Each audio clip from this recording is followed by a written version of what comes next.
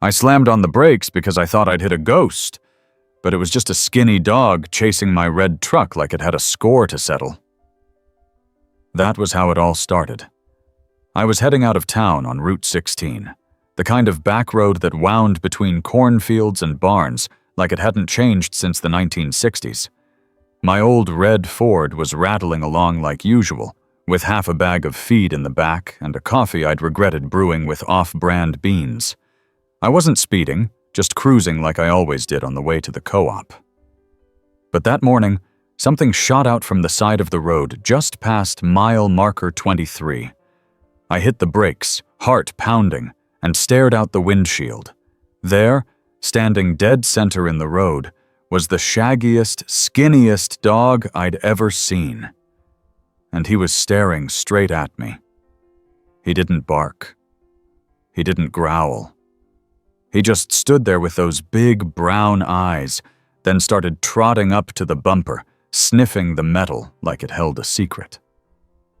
I rolled down the window. "You all right, boy?" No tag, no collar, just matted fur and ribs I could count from the cab. The dog circled the truck once, then sat right in front of the grill like he was daring me to leave him. I reached over to the passenger seat, grabbed a leftover granola bar from my glove box, and leaned out to offer it. That got him moving. He snatched the thing like it was steak and backed off just enough to chew it. I waited. He stared.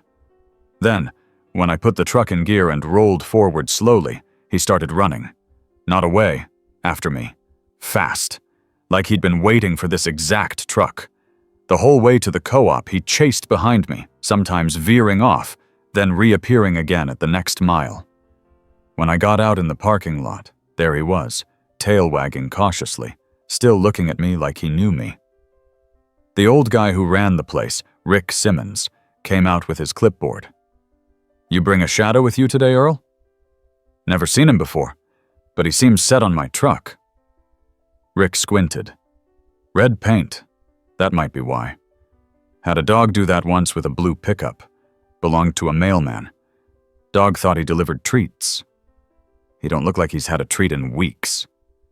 Might be worth asking around. He looks like he's been living rough." So that's what I did. While Rick loaded my order, I drove into town, slower this time. Sure enough, every time I hit a stop sign, there he was again, lurking at the edge of view. When I parked at the diner for lunch, he waited across the street. Didn't beg, didn't bark. Just watched. Inside, I ordered meatloaf and asked around. Folks had seen the dog before. "That mutt who runs after red pickups," one guy said. Another thought he'd come from the Johnson's place up near the county line, but that house had been empty for months. Foreclosed. No one knew who'd owned the dog. Back outside, I crouched down and tried to get him to come close. He wouldn't. But when I opened the truck door, he jumped up like he'd done it 1,000 times. "Well, all right," I muttered, shutting the door. "Guess you're riding shotgun." He curled up and fell asleep before we even hit the gas station. Out cold, like he hadn't rested in days. I noticed a scar above his eye, a nicked ear, and burrs tangled in his coat. But he was young, maybe 2 years old. Still had that golden retriever warmth in his face, even under all that grime. I brought him home, gave him a bath in the backyard. He hated it, but didn't fight much. Afterwards, wrapped in an old towel, he looked almost dignified. I poured some kibble in a bowl from my old lab's stash, God rest her soul, and watched him devour it. No hesitation. Like he thought it might vanish.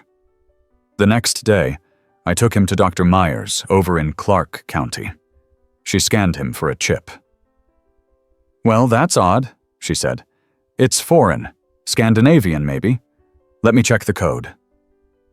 It was Norwegian. Name, Max. Owner, Lars Nielsen. Address, Kristiansand, Norway. We both stared at the screen.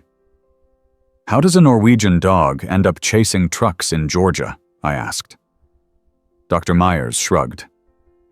Maybe the owner moved here. Maybe it got lost during a trip.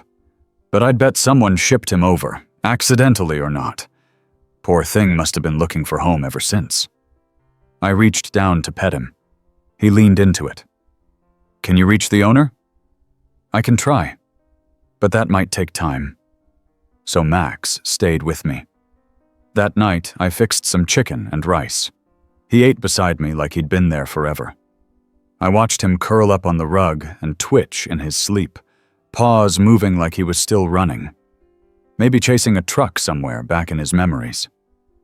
Over the next week, I noticed something else. Every time we went out, hardware store, feed shop, anywhere, if a red truck passed, Max perked up, whined, tried to follow. Not just any vehicle. Always red. Always trucks. I figured it out 2 weeks later when I met Harold, an old-timer who'd lived by the edge of town for decades. He saw Max and froze. That's Nielsen's dog. The Norwegian guy who lived by the hill with the cherry orchard. Drove a red Tacoma. Vanished last summer. Vanished? Yeah. Went back home, I think. Left in a hurry. Folks said he had some kind of emergency. Never came back. We assumed the dog got taken to the shelter, or worse. But he hadn't. Max had been waiting. Waiting for that truck. And somehow he thought every red one might be it. I didn't say much. Just looked down at the dog, who was watching traffic like his life depended on it. That night, I sat on the porch with Max, scratching his ears and watching the stars. I didn't know if Lars would ever be found, or if Max would keep waiting. But for now, he wasn't alone.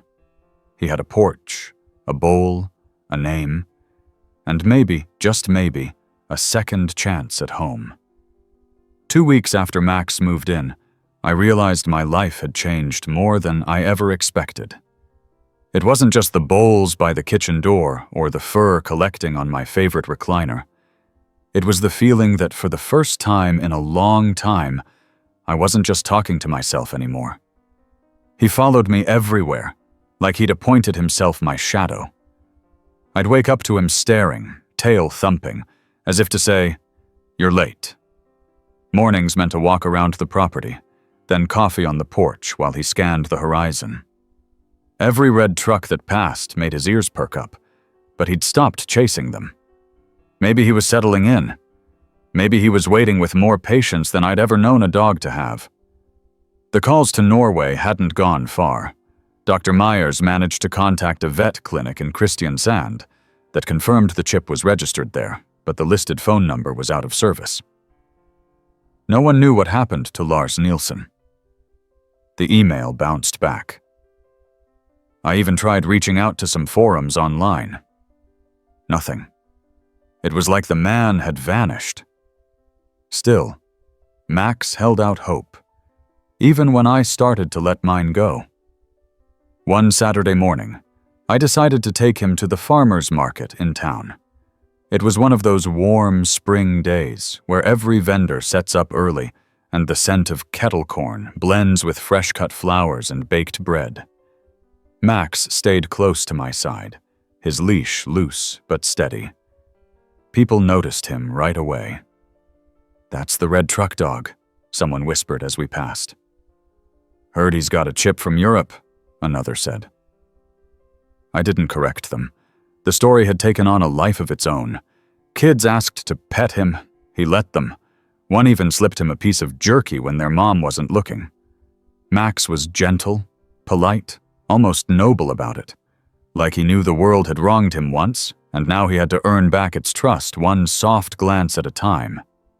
At the bakery stall, an older woman named Marlene leaned over her table and peered at him. "That dog reminds me of the one that used to follow the mail truck near my sister's house," she said. "Red Ford, just like yours. The mailman moved last year. Wonder if it's the same dog." "Might be," I said. "He's got a long memory." She handed me a biscuit for him. Some of them do. And when they latch onto something, they don't let go. Not like us. That night, Max curled up by the fireplace. I found myself talking to him more. About my day, my regrets, my late wife. I hadn't spoken her name in over a year, but Max just listened, ears twitching with each word. The next morning, he woke me up before dawn. At first, I thought he needed to go out, but when I opened the front door, he didn't move. He stood there, staring into the darkness. Then, like a shot, he bolted across the yard, barking for the first time since I'd met him. I grabbed my flashlight and ran after him. He stopped at the road. Nothing was there, not yet. But 5 minutes later, headlights crested the hill. A red truck. It wasn't Lars's, but it was close. Max sat down as it passed, tail stiff, eyes wide. When it was gone, he looked back at me. Just once. I crouched beside him. "You're still waiting, huh?"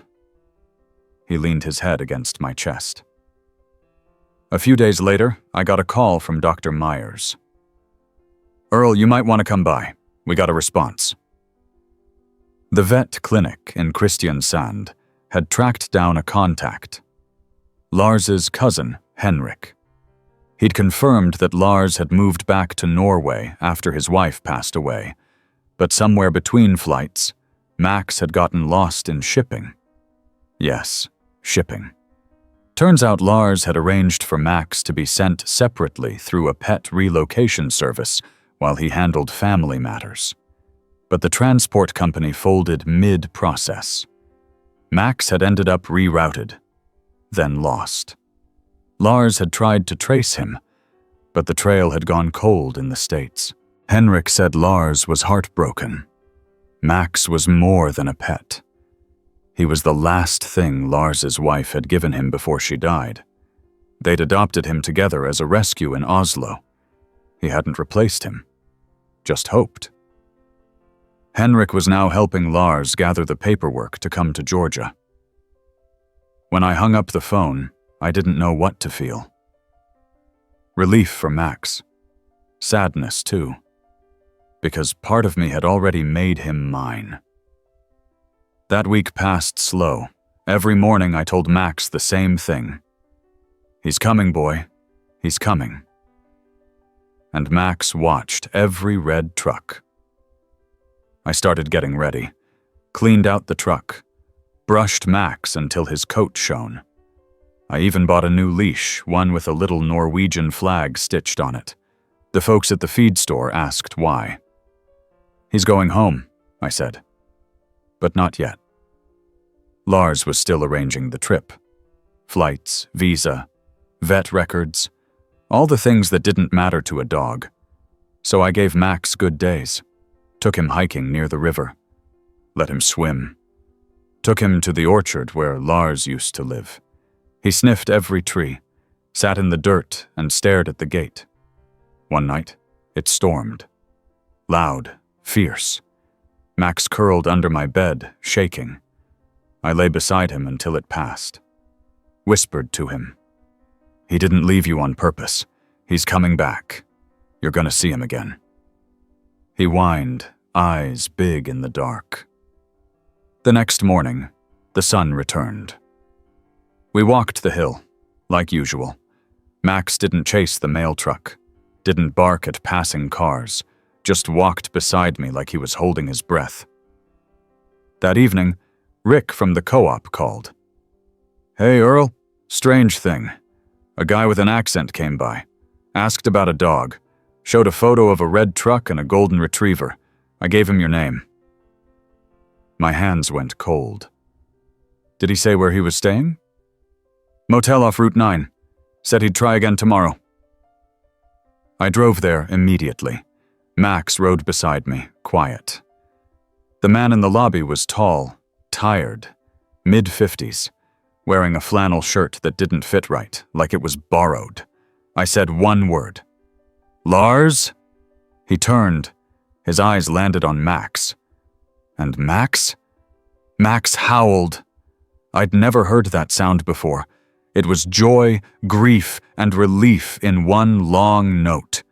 He launched from the truck, tore across the lot, and skidded into the man's arms. Lars dropped to his knees and wrapped around him, face buried in Max's fur. Neither moved for minutes. I stayed back. Then Lars looked up. You found him." "He found me," I said. "Or maybe he was just waiting in the right place." We stood there as the sun dipped low. Lars ran his hands through Max's coat, speaking in a language I didn't know, but Max clearly did. It wasn't goodbye. Not yet. Not even close. Max slept beside Lars that night. I gave them my guest room. The next morning, over coffee, Lars told me the full story. His wife had passed from cancer. Max had been her light, her laughter. He couldn't bear to let him go, even when returning home became urgent. The transport company had promised a safe handoff, but something had gone terribly wrong. When Max vanished, Lars had been crushed. I looked for months, flew back, called every shelter. But he was gone. Until now. We sat in silence. "Thank you," he said at last. "You don't have to. He gave me more than I gave him." Max wagged his tail. Maybe he agreed. They weren't leaving yet. Lars wanted to stay a while, let Max settle, say goodbye to the roads, the orchard, the porch. He said he'd be around a few weeks. That was just fine by me. Max had waited long enough. Lars stayed longer than either of us expected. What was meant to be a week turned into 2, then 3. He said it was to help Max adjust before flying back to Norway, but I think we both knew it was something more. Something neither of us could quite put words to. The longer he stayed, the more I saw of the man Max had once known. The gentleness, the calm tone, the way he whispered in Norwegian that Max always responded to like it was a melody. Every morning, Lars joined me on the porch. He'd bring out 2 mugs of coffee, one for him, one for me, and Max would curl between us on the steps, soaking up the warmth like an old man who'd claimed his favorite spot in the world. We talked about everything and nothing, the weather, the price of gas, his wife, my wife, memories we didn't usually share with strangers. But somehow, this porch made it feel okay. One morning, Lars looked out over the fields and said, "I think Max remembers more than I do. He hasn't forgotten anything." "Some dogs got minds like tape recorders," I said. "Play back the same reel until they get what they're looking for." I left him. "You didn't mean to. He knows that." Lars nodded slowly. "Still." Max looked up at him, then laid his head on his foot. We fell into a rhythm, the 3 of us. Lars came with me to the co-op, to the diner, to the market. People noticed. Some joked we looked like a pair of old farmers raising a shared dog. Others just smiled. The gossip didn't bother us. In this town, talk was just wind. You let it blow through and kept on with your day. One Saturday, we took Max back to the orchard. The cherry trees were just starting to blossom, a white haze drifting over the branches. Lars stopped at the gate and leaned on the post, eyes scanning the hill. "We lived up there," he said, "my wife and I. We'd take Max up to the top every Sunday, sit with coffee and watch the world." "It's a good view," I said. She loved it here. Said it reminded her of the fjords, the quiet, the space. "Why'd you leave?" He hesitated. "Grief. I couldn't be here without her. The walls, they echoed. I thought going home would help. But Max, he was her shadow. When I lost him, it was like losing her again." We walked in silence to the top of the hill. Max bounded ahead, tail high, tongue out, like he was showing off the territory to an old friend. We stayed there for hours. That night, Lars cooked dinner. Salmon with herbs and boiled potatoes, like something out of a cabin on a Norwegian shore. Max sat in the kitchen the whole time, watching him with the patience of a well-trained chef's assistant. When it was ready, We ate by the window with the breeze rolling in and the dog at our feet. After dinner, Lars pulled out a worn photo from his wallet. It showed Max as a pup, bundled in a blanket beside a smiling woman with soft eyes and a windbreaker zipped to her chin. "Astrid," he said. She picked him out, said he looked like he had a story in him. She was right. I think she'd like this place. I smiled. Then maybe you both should stay. He looked at me. Really looked, then put the photo back. The next morning, he told me they'd booked the flight. "It's time," he said. "Max needs to go home." "You sure?" "No," he admitted. "But I think he's ready." Max didn't know what was coming. We packed quietly. Lars arranged the paperwork. Dr. Myers cleared Max for travel. He was healthy. Chip still working. All records filed. The airline gave us a date 2 weeks out. Just enough time to prepare. Just enough time to make it feel real. I tried to act like it didn't bother me. Told myself it was right. That he belonged with Lars. That I'd only been a chapter in his story, not the whole book. But those mornings on the porch felt heavier. One afternoon, while fixing the gate, I found Max lying under the truck. Not asleep, just lying there, head resting on the tire. I sat beside him. "You miss it, don't you? That sound, the engine, the smell of the road." He nudged my knee. "He's taking you home. It's a good thing." He stayed quiet. Still.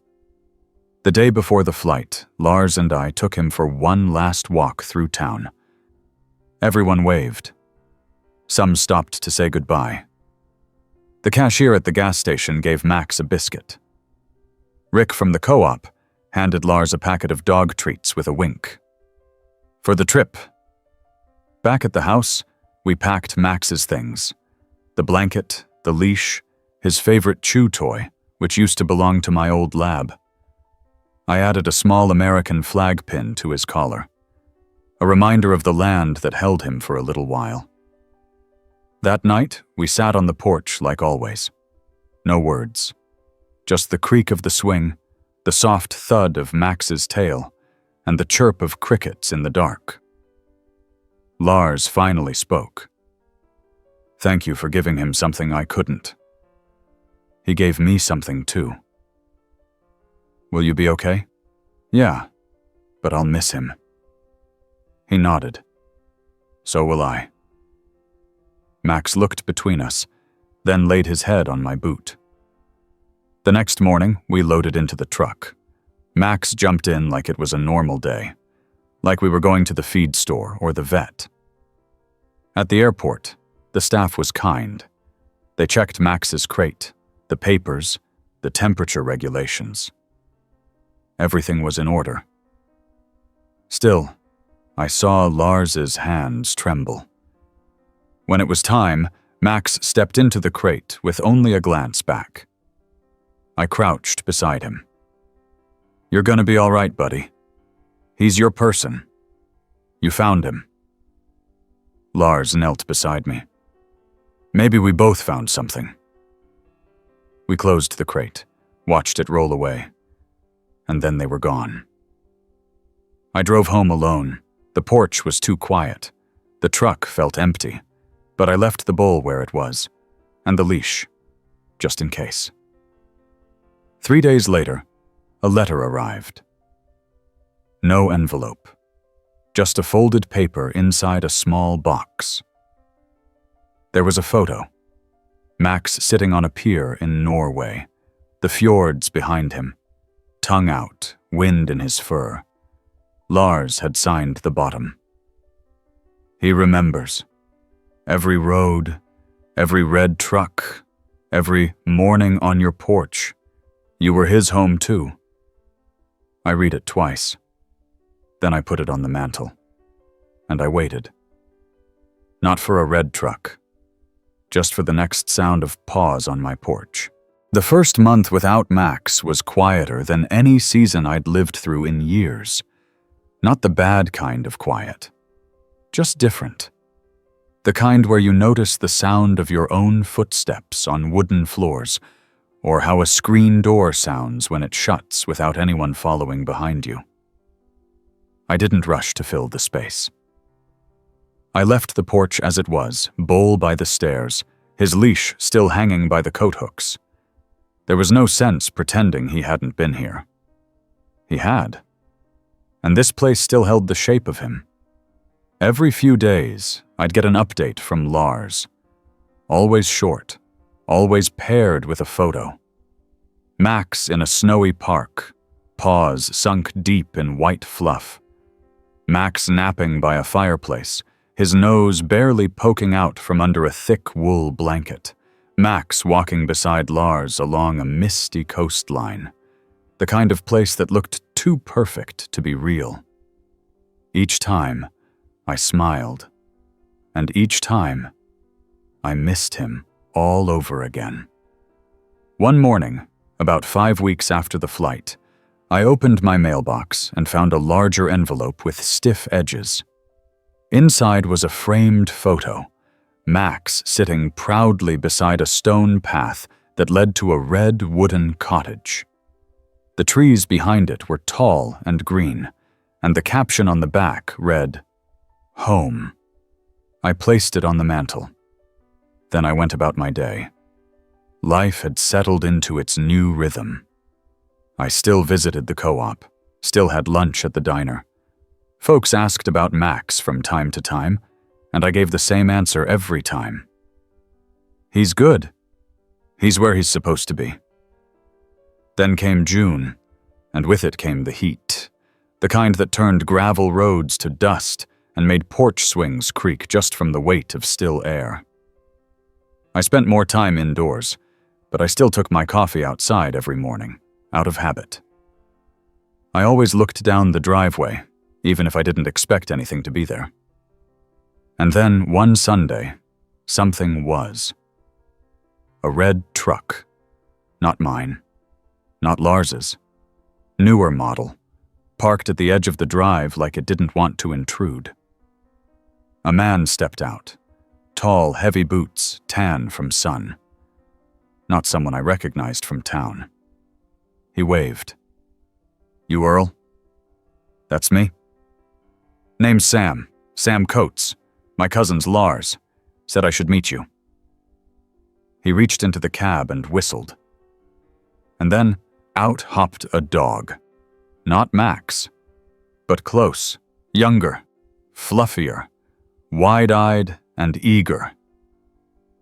"Her name's Freya," Sam said. "Lars thought, figured you might like the company. She's from the same shelter in Oslo. Adopted her last month." I blinked.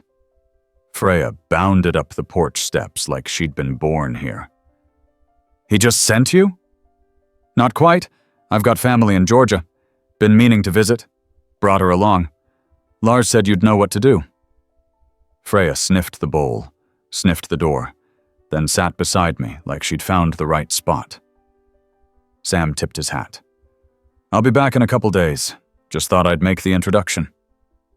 And just like that, she was mine. She wasn't Max, but she didn't need to be.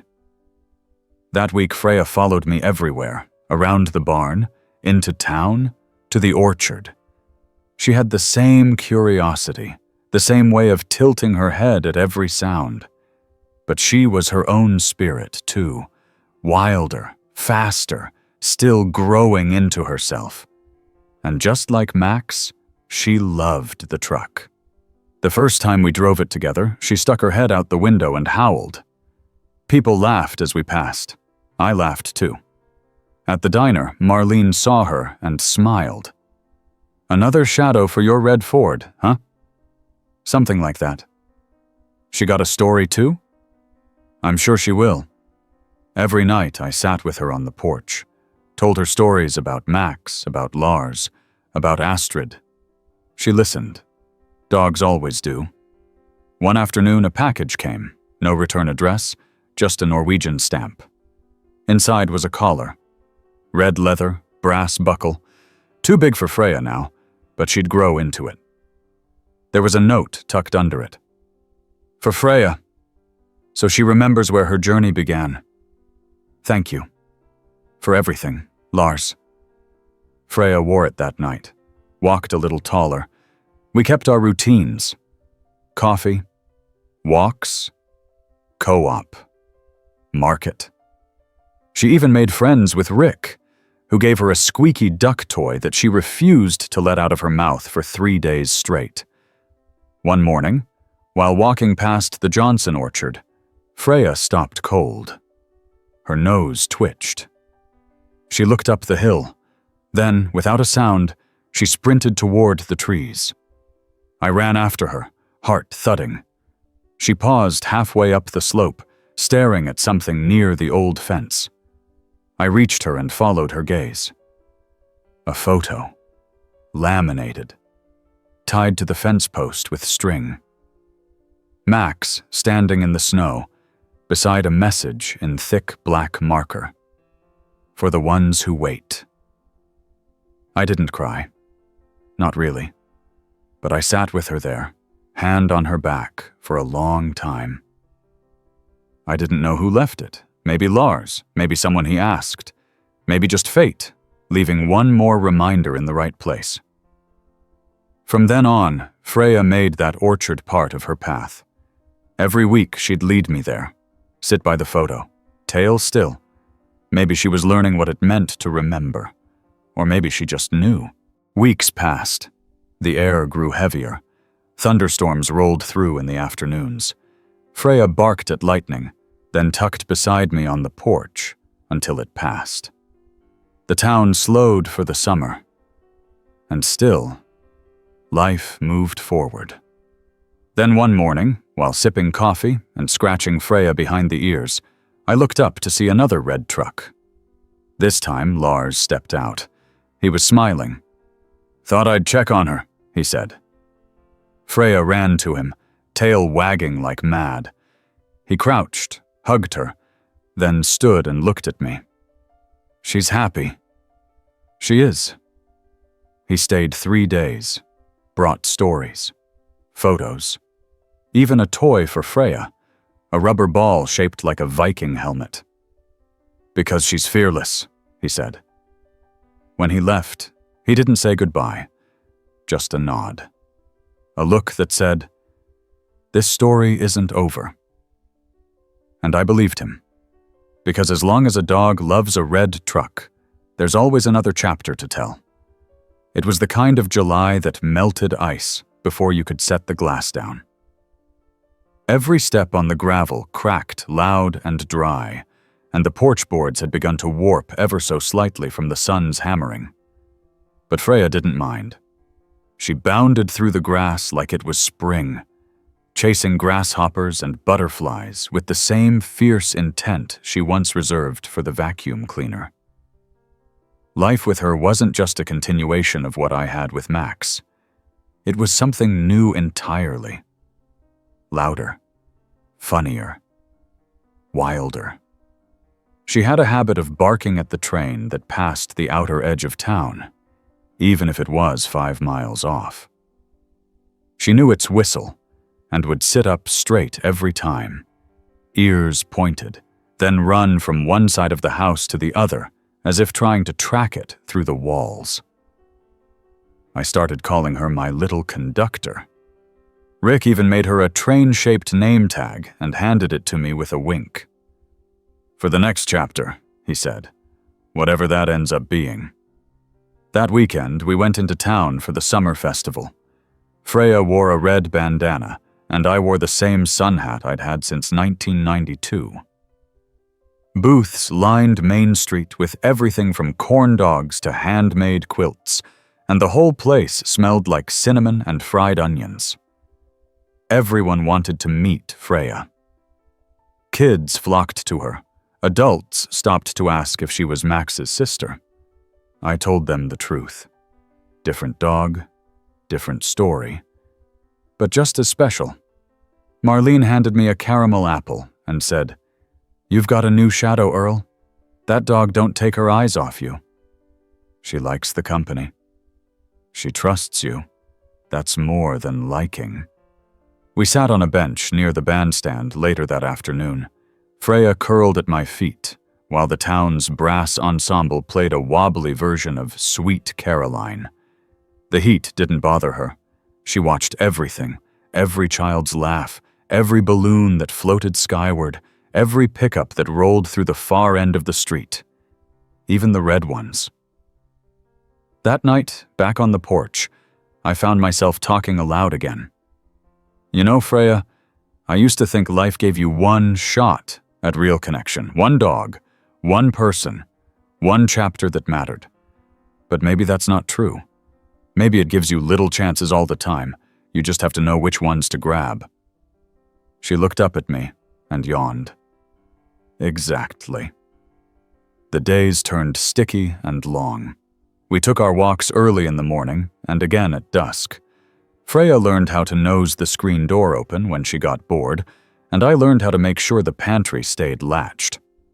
One afternoon, she pulled down an entire bag of dried beef strips and hid them in the couch. Took me 3 days to find the last piece. I'd begun bringing her with me to the weekly veterans coffee group at the firehouse. Bunch of old guys, mostly retired mechanics, deputies, and army folk. We sat around a folding table with chipped mugs and too much sugar. Freya was a hit. She'd make her rounds, tail wagging, then settle under my chair like she'd known those men her whole life. One of them, Carl, leaned over to me one morning and said, "You ever think about getting her trained as a therapy dog? She's got that calm thing. You know, that way of making people feel like they matter." I glanced down at her. She was dozing, one ear twitching every few seconds. "You think so?" "I know so." It stuck with me. The next day, I called the county program. They had a series of courses, evaluations, a process that sounded more official than I expected. But I signed her up.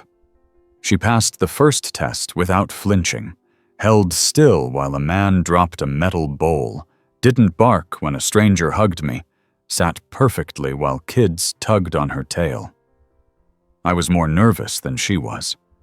By September, she had a vest. Navy blue with white lettering. Therapy dog in training.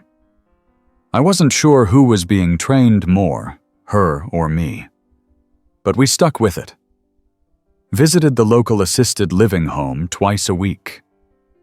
Freya walked those halls like she belonged there, stopping at each open door, peeking in until someone called her name. The residents adored her. One woman cried the first time Freya curled up at her feet. "Reminds me of my Benny," she said. "He was golden too, had those same smart eyes." Freya blinked up at her, then rested her head on the woman's slipper. That day I drove home with the windows down and a lump in my throat. That night Lars called. "She's thriving, isn't she?" "She's changing lives, Lars. That's what she's doing." He chuckled. Then I sent her to the right place. We talked a while. He said he and Max were planning a trip to Sweden to hike. Said Max had taken to the northern lakes like a seal. He'd send pictures. Promised to write. After we hung up, I sat outside with Freya and stared up at the stars. "You're building something here, girl. Not just memories. A legacy." She leaned against my leg and sighed. Fall rolled in slowly. The leaves turned, the air sharpened. Freya discovered the joy of chasing leaves, especially the bright red ones. She'd pounce on them, nose buried in the pile, then look up with a mouthful like she'd caught a squirrel. I made her a Halloween costume. Nothing fancy. Just a red cape with white lettering that said Max's Legacy. She wore it to the town parade. Got more photos taken than the mayor. One afternoon in late October, I found her sitting quietly on the porch, staring at the road. No truck had passed. No sound had triggered her. She just sat there, eyes forward. I joined her. Waiting? She didn't move. Me too. Not for Max, not for Lars, but for whatever came next. And when it did, I knew we'd be ready. The first frost came earlier than expected. One morning I opened the door and saw the yard blanketed in silver, the grass stiff with cold. Freya darted out like it was the most exciting thing she'd ever seen. Her paws crunched across the frozen ground, nose buried in every patch of ice she could find. She came back with a dusting of frost on her snout and a sparkle in her eyes. We had settled into something like a rhythm by then.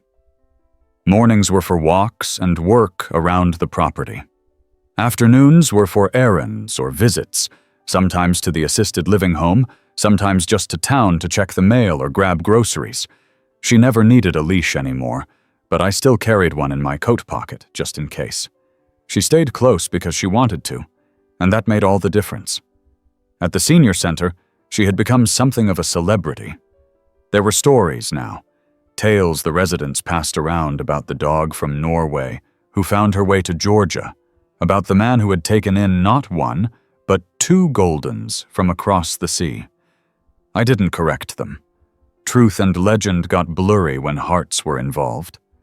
Freya was kind, calm, but most of all, attentive. She noticed things. When someone was in pain, her ears dropped. When someone was lonely, she stayed longer. She didn't need commands. She just knew. One afternoon, as we walked through the center's garden, a man in a wheelchair waved us over. His name was Robert, former high school principal, widowed 10 years. He rarely spoke, but when Freya sat beside him and laid her head on his lap, he said, "You remind me of Sally's dog." He hadn't said his wife's name in years, according to the nurses, but Freya brought her back for him. He stroked her fur slowly and began to talk. Not to me, to the dog. About Sally, about their life in Carolina, about their porch swing, and how they used to dance in the kitchen to a worn-out vinyl of Frank Sinatra. I stood quietly by the walkway, hands in my coat. When we left, Robert whispered, "Thank you." And he wasn't talking to me. That evening, Lars sent a video. Max racing through snowbanks, ears flapping, tail like a flag. Lars's voice off-camera laughing, calling his name. I showed Freya. She tilted her head, pawed at the screen once, then looked up at me. "Yeah," I said. "He's doing good." Winter deepened. The town slowed. Lights went up on the houses, wreaths on every door. I put one on the porch for the first time in a few years. Freya sat beside me as I hung it, tail sweeping the steps. We had a tree indoors, too. Nothing big, just a pine from the roadside stand, decorated with old ornaments and a few dog-safe treats tied with ribbons. She discovered the biscuits on the second day. After that, I had to move them a few branches higher. Lars called again just before Christmas. We talked for nearly an hour. He asked about Freya's work, about the people she'd met, about the town. Said he and Max were doing well. Settled, but still traveling when they could. Max had taken to boat rides like he'd always lived by the sea. "Do you miss him?" Lars asked. "Every day, but not in the way that hurts anymore, in the way that reminds me I was lucky." He paused. "You think she knows?" "Freya?" "Yeah, that she's carrying something big. I think she knows more than we do." Christmas morning came with snow, which was rare for Georgia. It wasn't much, but it blanketed the field just enough to feel like something magical had happened overnight. Freya raced outside, barking into the cold, scooping up clumps of snow in her mouth and tossing them in the air. I let her play until her fur was soaked. Then we sat on the porch, sipping coffee and watching the road. She never barked at passing cars, just watched. Waited. Sometimes I think she was still hoping to see something familiar. Not Max, not Lars, but maybe another dog. Another soul who understood what it meant to be found. In January, the county held a fundraiser at the fairgrounds. Local vendors, bake sales, crafts. The therapy dog program had a booth, and they asked us to speak. I didn't think I had much to say, but I stood up there with Freya by my side and told them the truth. I didn't train her. She trained me. Taught me that life doesn't stop just because one chapter closes. She reminded me that there's still good in the world, still kindness, still connection. You just have to be open to it, even if it arrives with muddy paws and a nose full of mischief. Freya barked once. Everyone laughed.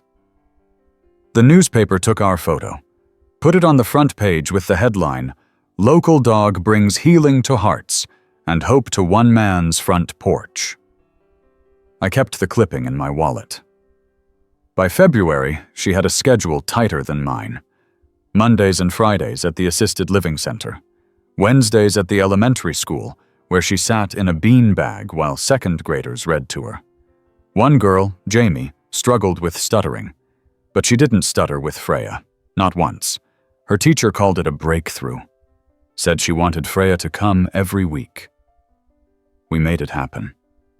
And somehow, amid all the busy days, I still found time to breathe, to sit on the porch, to remember. One evening, the wind carried the smell of pine through the air. Freya was asleep at my feet, her paws twitching. I reached down and rested my hand on her back. "You've done good, girl. Wherever you came from, whatever led you here, it worked. We needed you." She rolled over, paws in the air, tongue lolling. Lars sent another photo. Max on a cliffside trail, looking out over a glacier. The caption read, "He still looks for red trucks."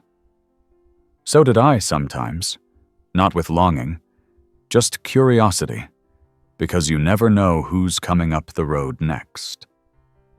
March arrived with a kind of soft promise. The ice melted, the air lifted, and tiny green blades broke through the ground like shy invitations to walk barefoot again. Freya took to it immediately, racing through the softening earth, splashing in puddles, shaking off water with wild abandon. I swear she knew spring was coming before the robins did. The morning walks lengthened. We wandered through trails by the river where the thaw had left the banks high and the current loud. She would dip her feet in, then pull back quick, and bark, like the water had startled her on purpose. We'd sit on the rocks while she dried off, and I'd sip from the thermos I always carried now, watching her chase shadows and leaves like they were old friends she hadn't seen since October. That month we added a new stop to our routine, the local library. A reading program for kids had invited therapy dogs to come in on Saturdays, and Freya, ever the star, fit in like she'd been born under a library lamp. Kids would pile around her with their books, hands draped across her back like she was a pillow that breathed.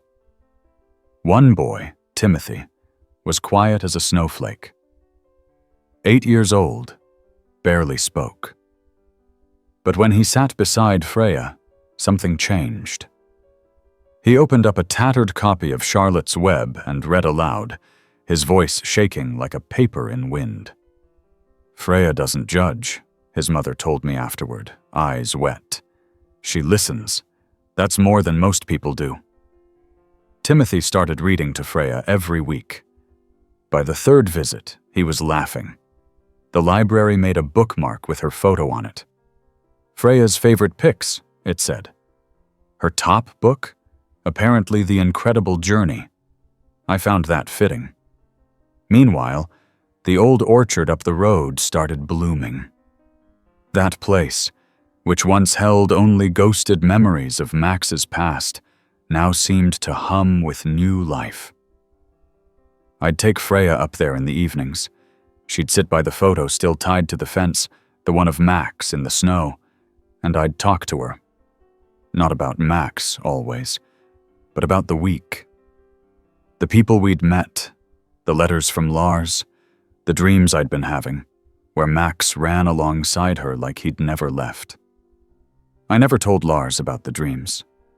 Some things are meant to be kept between old souls and the night wind. April brought rain. Long, soaking storms that turned the dirt roads to slick ribbons. Freya didn't mind. She'd sit on the porch with me and watch the sky fall, tail thumping with every rumble. Lightning didn't bother her. Thunder rolled over her like just another sound. We'd sit in silence, the kind that wasn't empty, just full of understanding. One morning during that wet week, the mail brought a heavy envelope. Inside was an invitation, cream paper with embossed lettering. It was from the Therapy Dog Association. Annual recognition ceremony. They were inviting Freya. Not me, Freya. She was being awarded for her contributions. I was just the +1. I laughed until I wheezed. Then I showed her. "You got a formal event, girl.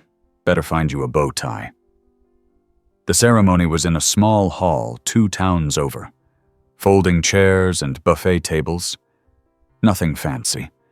But people came from across the county. Dogs of all kinds. Labs, shepherds, a tiny papillon with more ribbon than fur. But Freya walked in like she owned the place. When they called her name, she trotted up to the stage with me trailing behind, and the applause filled the room. They gave her a medal. She tried to eat it. We took a photo together. Her in her vest, me in my best Sunday shirt. That photo now sits on the shelf next to the one of Max by the Norwegian lake. After the ceremony, a woman approached me.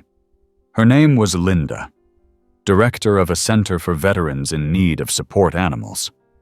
"We're building a program," she said, "pairing therapy dogs with vets for structured visits. Your girl, she's got the temperament we look for. Would you consider it?" I said yes before she even finished. Freya's world just kept growing, and mine right along with it.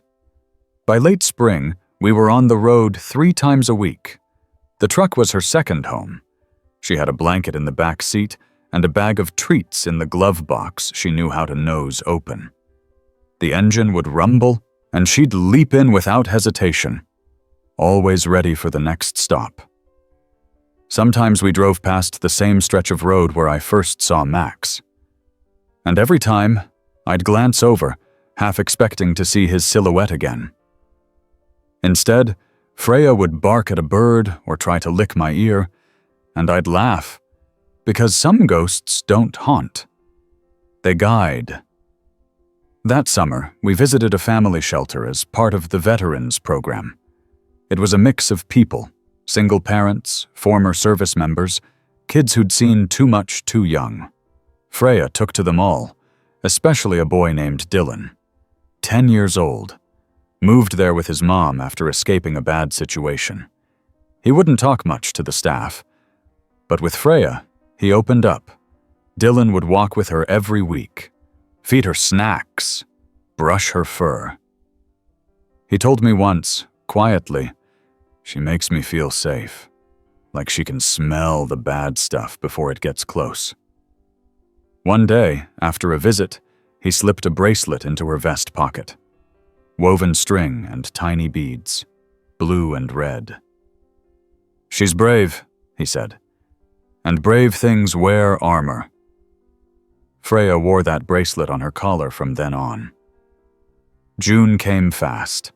The fields around town burst into color, wildflowers and fresh hay, and that bright, impossible blue sky you only get before a summer storm. Freya and I started rising earlier. More people to see, more places to visit, more hearts to help. and always, always, the road ahead.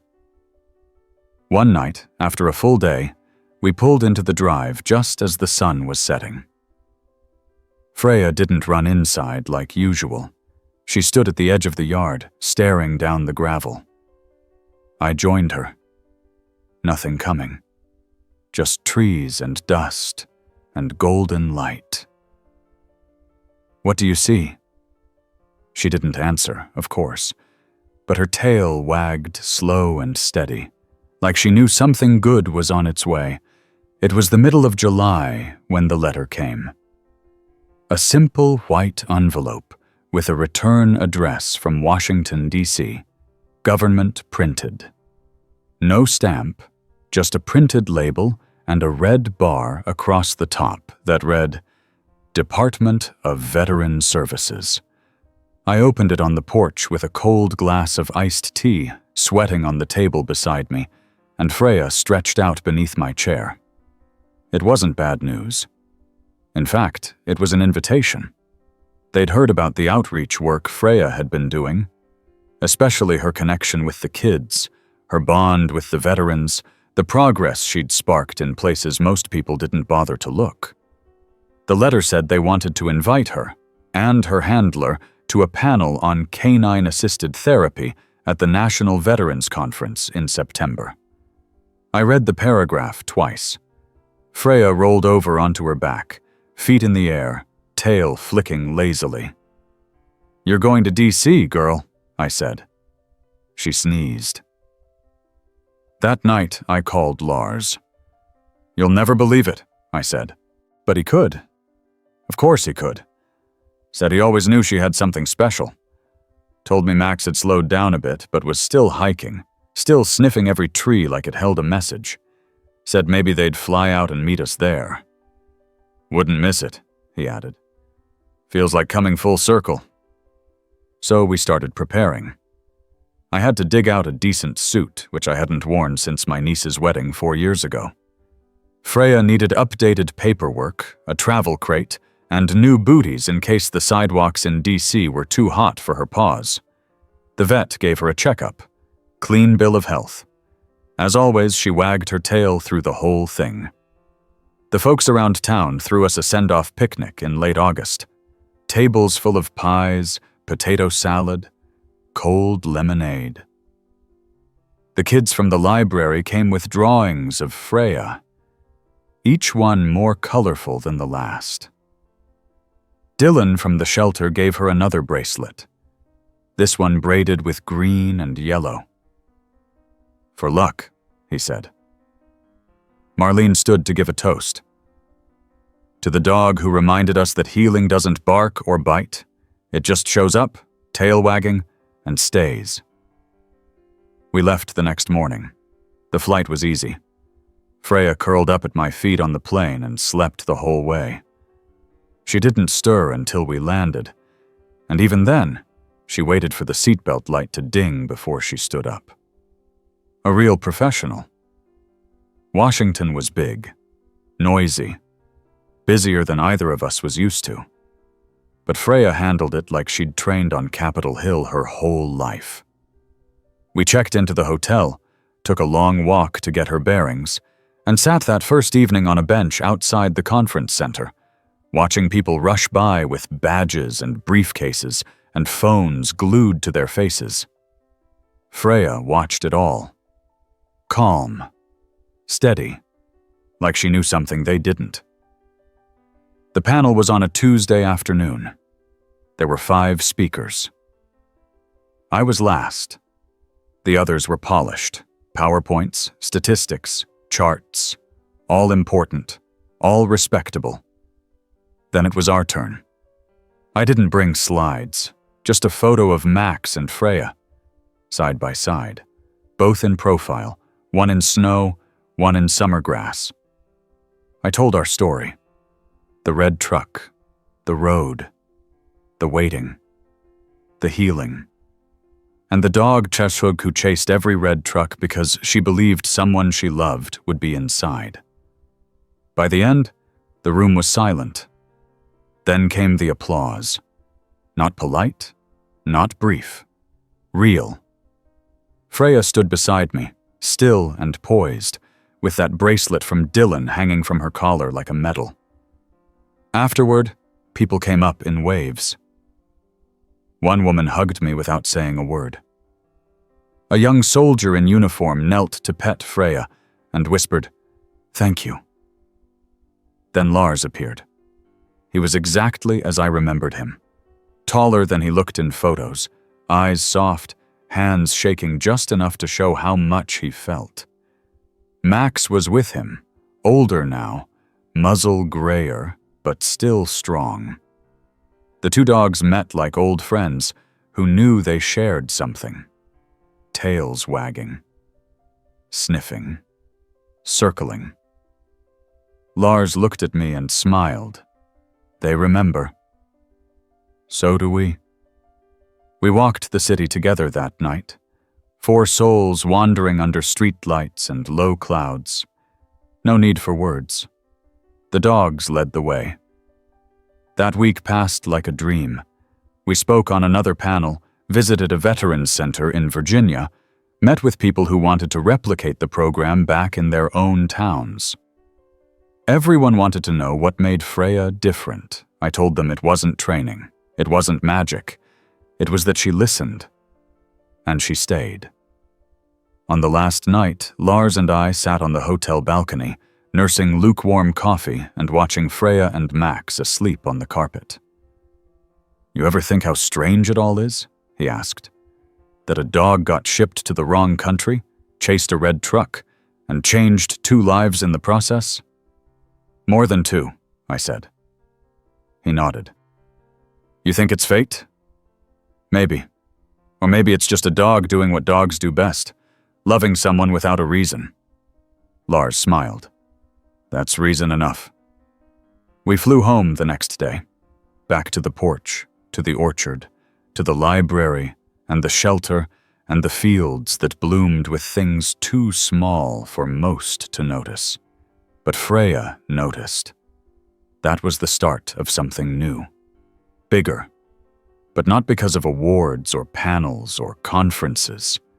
Because we saw what connection could do. And now, we carried it with us everywhere.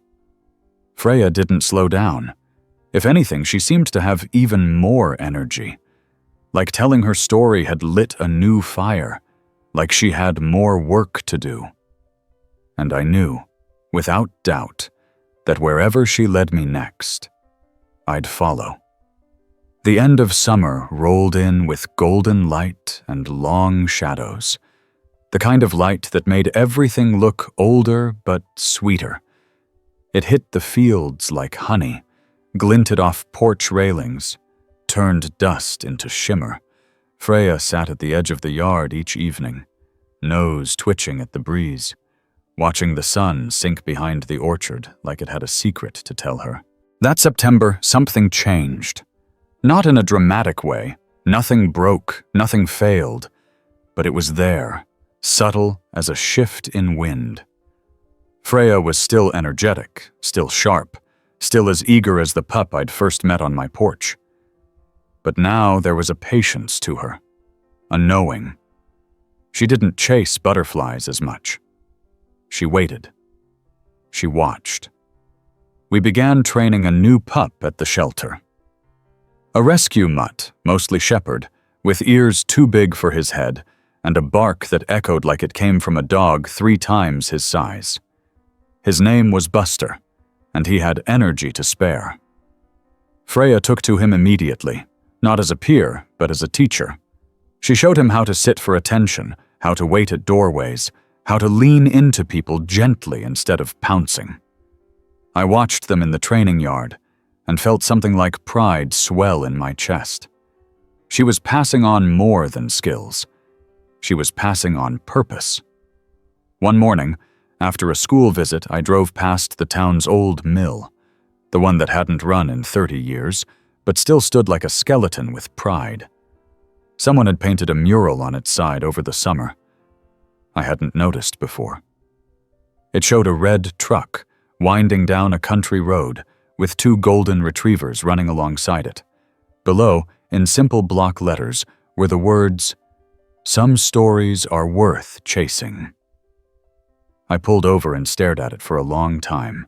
Freya, from the back seat, barked once. I smiled. Back home, we added a new feature to the porch. A second water bowl. Freya had taken to sharing everything with Buster when he came over. Food, toys, even her space on the rug. She didn't seem to mind the chaos. In fact, she looked happier. More complete. Lars wrote weekly now. Short notes. Max had slowed down a bit more, but still walked every morning. He said the old boy preferred the dock these days. Just sitting. Watching. Maybe he's waiting for the next red truck, Lars joked. Or maybe he knows the best part already passed, I wrote back. We started working with the high school soon after that. A program for students struggling with anxiety and depression. It wasn't my idea. It came from a guidance counselor who'd seen Freya in action at the Veterans Center.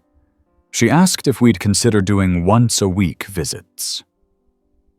Freya adjusted instantly. Teenagers weren't easy. Some came in guarded, hoodies pulled tight, eyes downcast. But dogs don't care about posture. They care about presence. And Freya had presence. There was one boy, Tyler, 17. Said almost nothing. Showed up late, left early, but week after week, he came. He never touched Freya, just sat near her, close enough to listen. That was all he did. Until the 7th week. He stayed after the others left, asked if he could walk her to the truck. I said yes. He walked beside her in silence. Just before reaching the door, he said, "I used to have a dog, before my dad left. He looked just like her." Then he opened the door for her. She jumped in and waited. Tyler stood for a second longer. "Thanks," he said, then walked away. Freya watched him until he disappeared behind the building. That night, I wrote a note in my journal. One look from her did more than 100 lectures. October came fast. The leaves turned like they always did, but this time it felt more alive somehow. I started taking Freya out before dawn again. We'd drive to the Orchard Hill and watch the sunrise. She'd sit beside me, perfectly still, like the moment was enough. Sometimes Buster would come too. He'd dart around like a mad thing while Freya kept a steady eye on him. A mentor in fur. One morning, the wind picked up and the trees let go. Leaves swirled around us in red and gold. Freya stood in the middle of it all, face up, catching them on her tongue. She was old enough now that the white around her muzzle was visible. But her spirit? It was just as strong as ever. That week, a girl named Hannah wrote a poem about her. She was in the 10th grade, part of the school group. She read it aloud at the end of term assembly. It started, "She didn't say much, didn't need to. She sat beside me, and the storm got quiet." The gymnasium was silent after that. Teachers wiped their eyes. I sat there, Freya's head on my shoe, and felt something that had no real name. It wasn't pride, it wasn't gratitude. It was deeper. That night I got another letter. This one was from the local university. A professor in the psychology department wanted to interview me, well, us, for a paper on the emotional impact of animal-assisted outreach programs. I said yes. We met her the next week at a coffee shop. She had a notebook full of questions, but barely got through half. Freya sat beside her, eyes locked.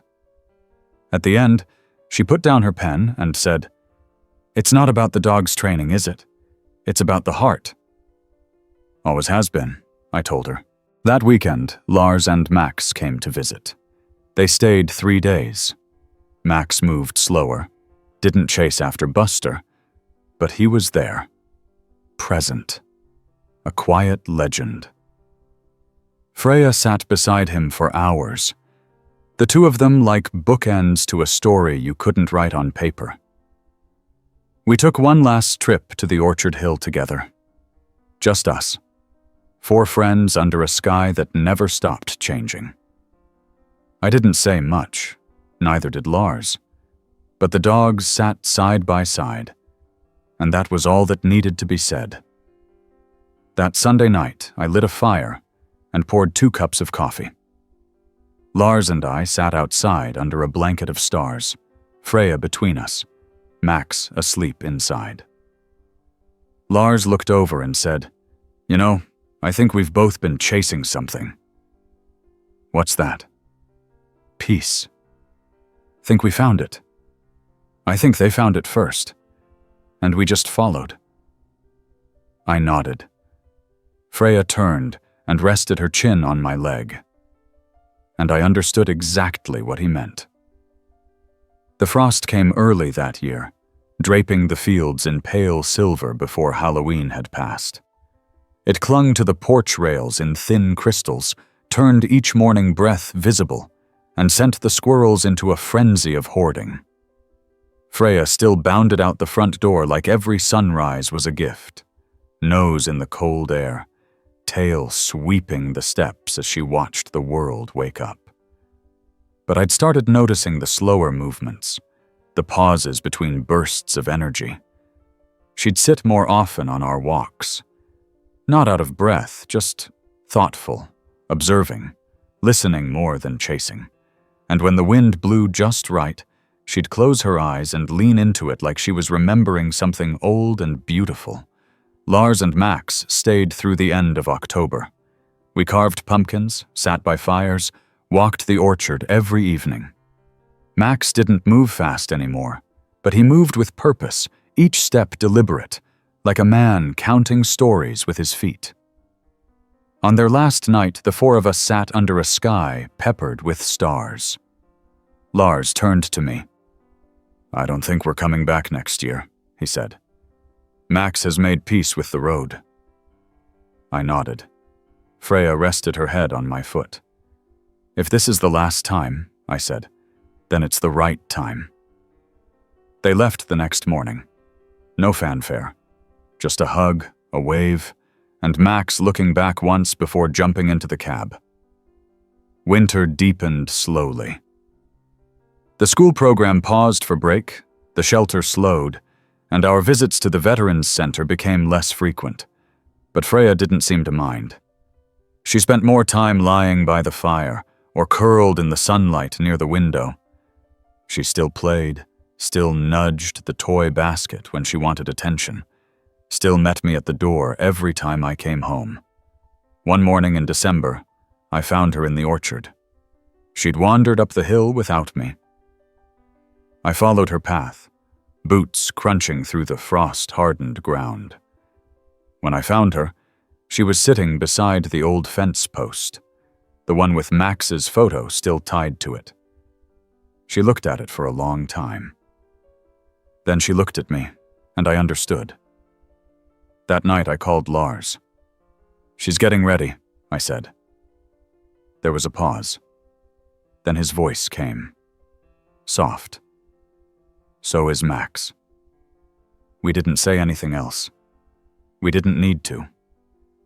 Christmas was quiet. A few cards from friends, a small tree with only Freya-safe ornaments. I made her a stocking, stuffed it with peanut butter bones and a squeaky toy shaped like a snowflake.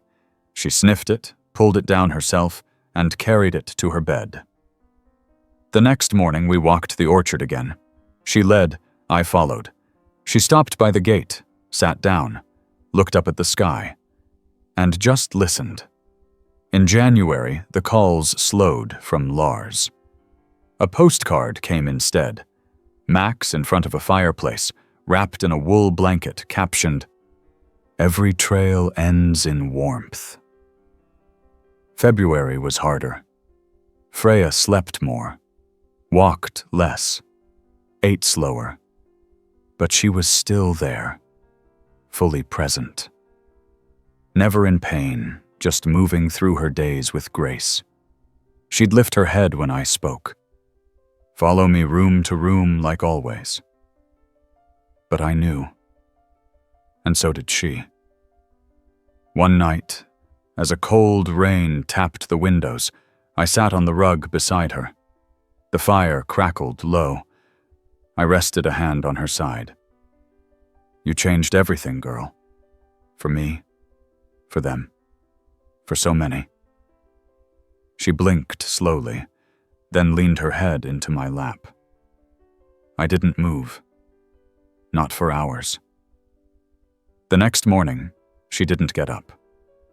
She looked at me, gave one small wag of her tail, and closed her eyes.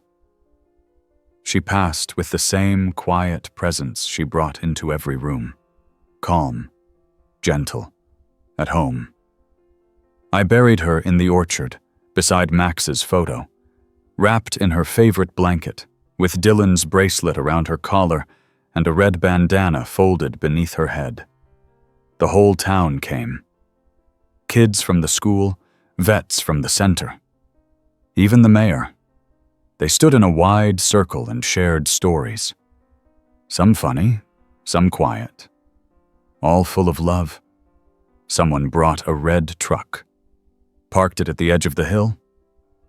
After the service, I stayed. Sat by her grave until the stars blinked on. In the days that followed, the house was still, but not empty. Her things remained, leash by the door, toy basket in the corner, paw prints in the dust. I didn't clean them right away. I didn't need to.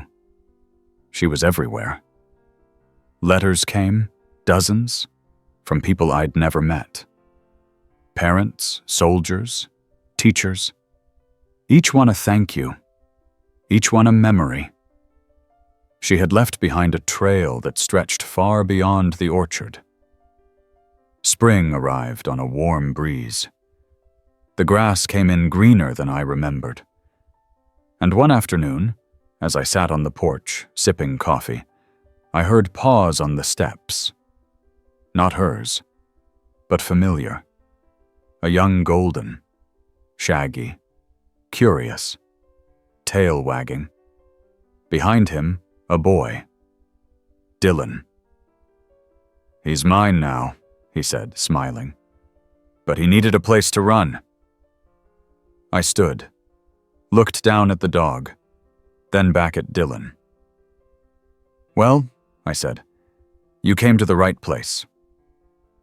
We walked the orchard that evening, just like before, just like always.